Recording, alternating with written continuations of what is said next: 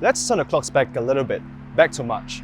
That was when the BMW i4 eDrive 40 was first launched in Singapore, the brand's first fully electric 4-door Gran Coupe. Now, we knew at the time that its M performance counterpart would be coming to Singapore, but we'd have to wait until Q3 of 2022 to see that happen. Of course, being the responsible petrolheads that we are, we couldn't wait for that. So here I am in Melbourne, Australia to check out BMW M's first fully electric vehicle. Ladies and gentlemen, I give you the BMW i4 M50.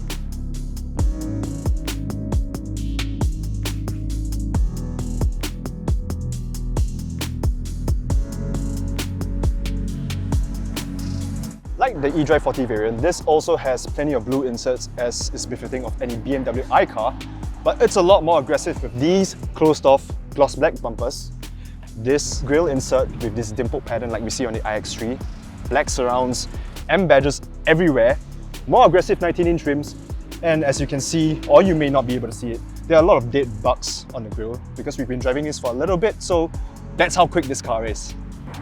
Like the eDrive 40 variant, this is also based on BMW's cluster architecture platform, which also underpins the ICE-powered 4 Series Gran Coupe, the 4 Series Coupe, the 3 Series, the 5 Series, as well as a number of larger X-model SUVs. Ooh, I like these frameless windows. Anyway, what you see in the cabin of the i4 is going to be largely similar to any other CLAR platform BMWs.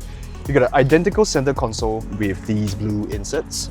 But what's new here is this new BMW curved display. Now this encompasses the infotainment screen and the gauge cluster. 12.3 inches, 14.9, and you don't have any more buttons on the hatchback vents themselves. Everything is controlled through the screens, which might get a little bit tricky when you're on the road, but once you get used to it, it's going to be pretty straightforward. Just get rid of that. But there are a ton of menu options here, which might get confusing for some people. All a matter of time and getting used to the car. The question is, what's it like to drive the i4 M50 with its dual motor powertrain on the public roads? Well, we're here to find out. Right.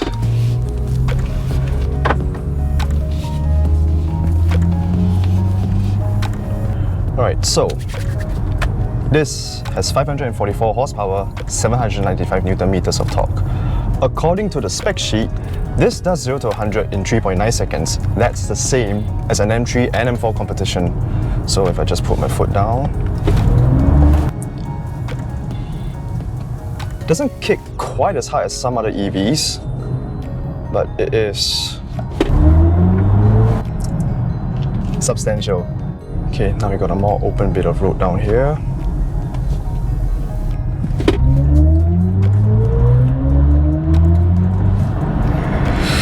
Whew. 3.9 seconds.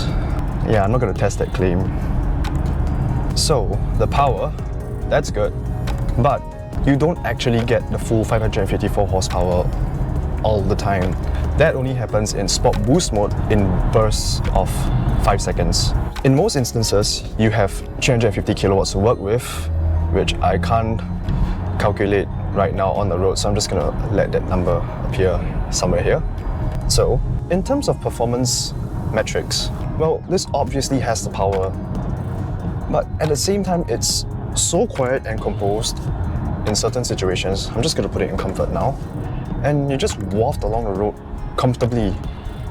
The suspension setup is, well, it's not a Rolls Royce, but you don't pick up much of the road undulations unless the going gets really rough. And most of it isn't actually transmitted to the seats. I mean, I'm feeling most of the vibrations through the steering wheel. The air suspension in the back does help settle things a little bit, especially on these windy roads with a boot full of luggage.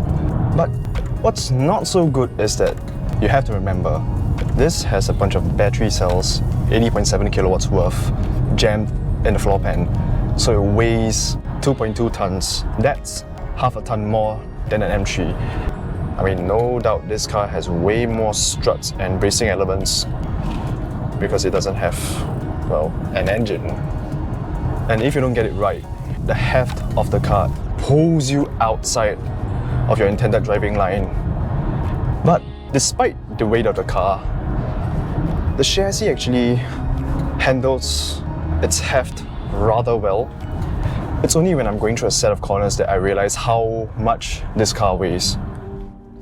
Okay, so the big question is this a fully fledged M car? Well, yes and no. Objectively, if you were to look at the lineage of M cars, they're all supposed to sound and behave a certain way. This doesn't. I mean, because this is an EV and you have this fancy Hans Zimmer Interstellar soundtrack, especially when you put it in sport, it becomes even more pronounced, even more so than the eDrive 40 that's following us. This sounds good, but it's just, well, it's no ICE engine. I mean, lack of engine aside, this is, I don't want to say too composed, more like a Grand Tourer, which it is, but it's just not as frantic and lively as an M car is. I mean, don't get me wrong, this is very, very quick. It just disappears. In summary, it definitely has the performance chops and it looks the part, but it feels more like an M performance car rather than a full-bore M car.